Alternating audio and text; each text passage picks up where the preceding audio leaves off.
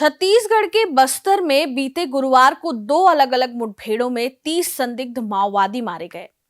इस मुठभेड़ के बाद देश के गृह मंत्री ने एक बार फिर माओवादियों को पूरी तरह से खत्म करने की बात दोहराई। एक के बाद एक माओवादियों के खिलाफ चलने वाले ऑपरेशन और उसके आंकड़ों को देखते हुए सहज सवाल उठता है कि क्या छत्तीसगढ़ में माओवादियों के खिलाफ सुरक्षा बलों की लड़ाई किसी निर्णायक दौर में है।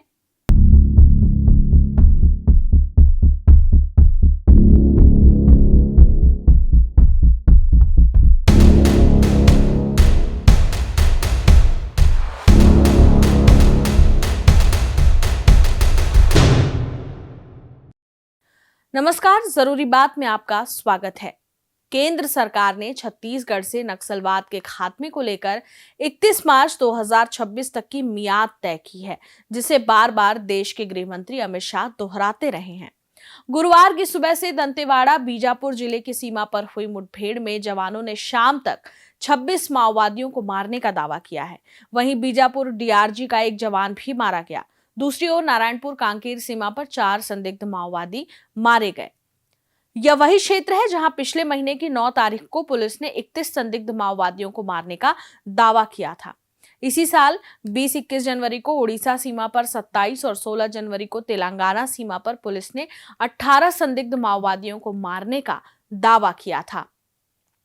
पुलिस का कहना है कि मुठभेड़ स्थल से भारी मात्रा में हथियार और गोला बारूद के साथ मारे गए सभी माओवादियों के शव बरामद कर लिए गए हैं। गुरुवार की मुठभेड़ को लेकर बस्तर के आईजी पुलिस सुंदरराज पी ने इस कार्रवाई के बारे में विस्तार से जानकारी दी है।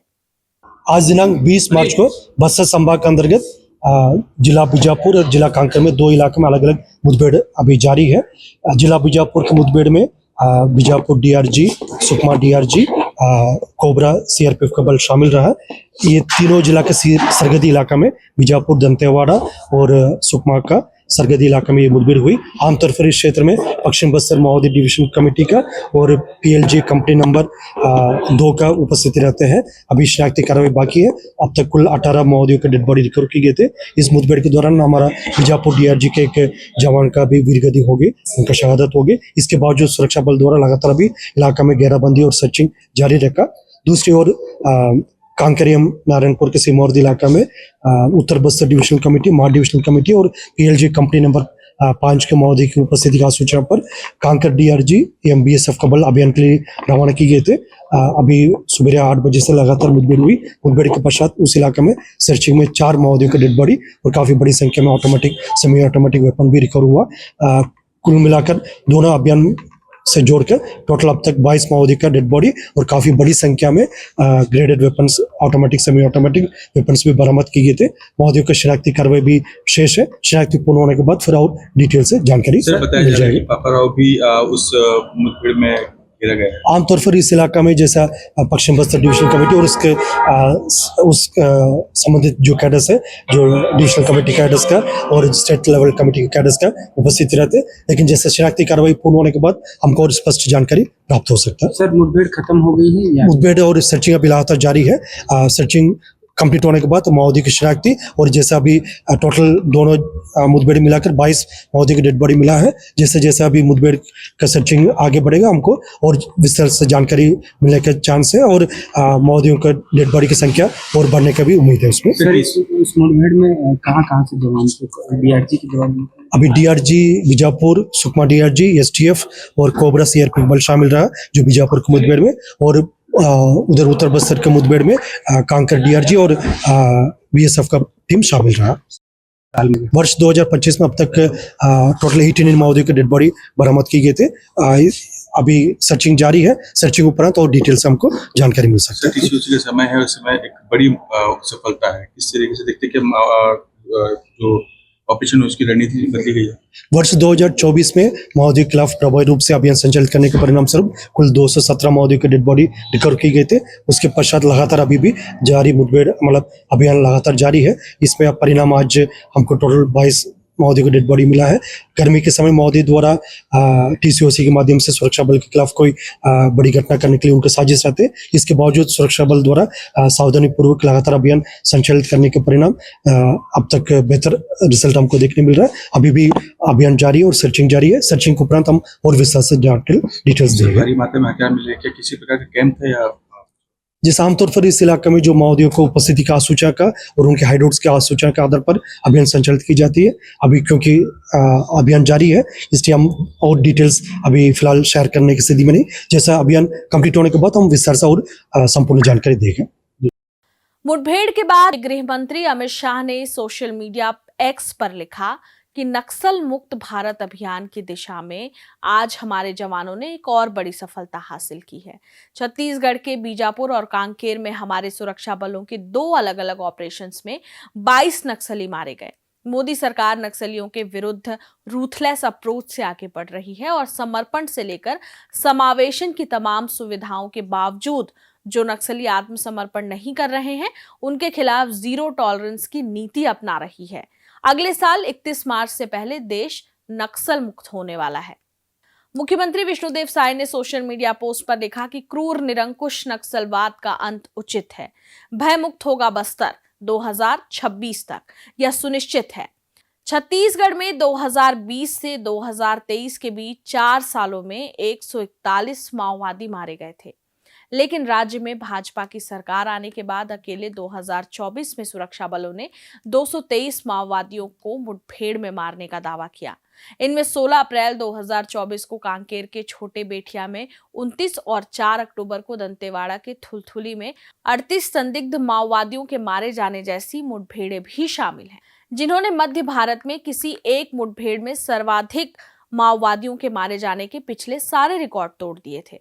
इस साल जनवरी 2024 से अब तक कुल 123 माओवादी मारे जा चुके हैं, यानी पिछले 78 दिनों के आंकड़े देखें तो हर 2 दिन में कम से कम 3 माओवादी मारे गए।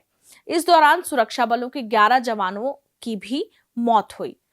इस साल की बड़ी मुठभेड़ों की बात करें तो 9 फरवरी 2025 को छत्तीसगढ़ के बीजापुर जिले में सुरक्षा बलों ने 31 माओवादियों को मार गिराने का दावा किया।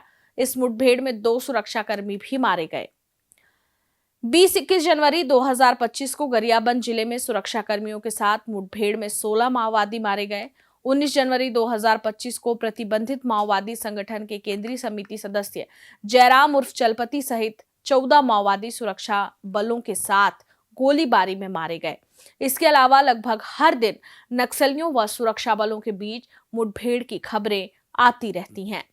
हालांकि सुरक्षा बलों और संदिग्ध माओवादियों के बीच होने वाली कई मुठभेड़ों को लेकर सवाल भी है और आदिवासी कई मुठभेड़ों को फर्जी बताते रहे हैं, लेकिन इन मुठभेड़ों से परे भी बस्तर में आदिवासी मारे जा रहे हैं।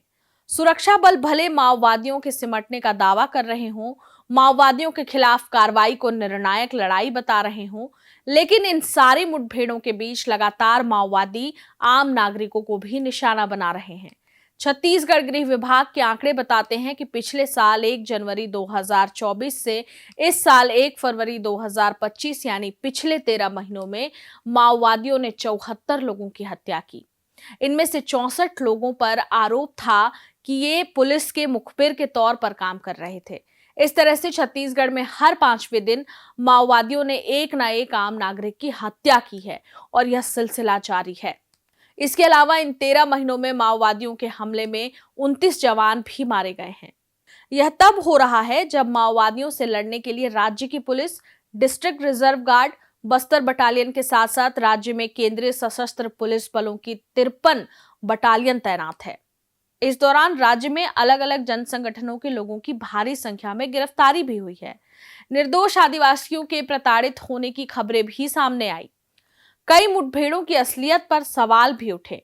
मानवाधिकार संगठनों ने कहा कि बस्तर में ऑपरेशन इसलिए नहीं चलाया जा रहा है कि सरकार माओवाद को खत्म करना चाहती है, बल्कि इसलिए चलाया जा रहा है कि औद्योगिक घरानों के लिए खनन का रास्ता साफ हो। कई बार के सांसद और केंद्र सरकार में मंत्री रह चुके सर्व आदिवासी समाज के नेता अरविंद नेताम कहते हैं कि बस्तर में लंबे समय से गृह युद्ध जैसी स्थितियां हैं, लेकिन इसका सबसे अधिक नुकसान आदिवासियों को हो रहा है। अंततः मारा तो आदिवासी ही जा रहा है। बस्तर के इलाके में अधिकांश माओवादी आदिवासी हैं। वहीं डिस्ट्रिक्ट रिजर्व गार्ड और बस्तर फाइटर जैसे सुरक्षा संगठनों में भी आदिवासी ही हैं। यहां तक कि माओवादी संगठन छोड़कर आत्मसमर्पण करने वाले आदिवासी भी सुरक्षित नहीं हैं। आत्मसमर्पण के बाद सरकार उन्हें फिर से हथियार थमा देती है। मौजूदा आंकड़े बताते हैं कि माओवादी आंदोलन 1970 के बाद अपने सबसे बुरे दौर से गुजर रहा है, लेकिन माओवादी आंदोलन को बरसों तक देखने समझने और उस पर काबू पाने की कोशिश करने वाले छत्तीसगढ़ के पूर्व पुलिस महानिदेशक विश्वरंजन इन तारीखों से इत्तेफाक नहीं रखते। विश्वरंजन कहते हैं, कांकेर जंगल वारफेयर कॉलेज में जवानों का प्रशिक्षण और उन्हें मैदान में हौसले से उतारने का सिलसिला आज रंग ला रहा है। माओवादियों के खिलाफ एक के बाद एक सफल ऑपरेशंस चल रहे हैं, लेकिन आप ऐसा नहीं कह सकते कि इससे माओवाद खत्म हो जाएगा। वे कहते हैं कि किसी विचारधारा को आप खत्म नहीं कर सकते। भारत जैसे देश में जहां असमानता विकराल रूप ले चुकी हो, वहां संभव है कि आज का माओवाद खत्म हो जाए। यह भी संभव है कि हिंसक माओवादी आंदोलन भी खत्म हो जाए, लेकिन किसी दूसरे स्वरूप में यह माओवाद फिर से उभर जाएगा। सुरक्षा बल के जवान लगातार माओवादियों के इलाके पर कब्जा जमाते जा रहे हैं।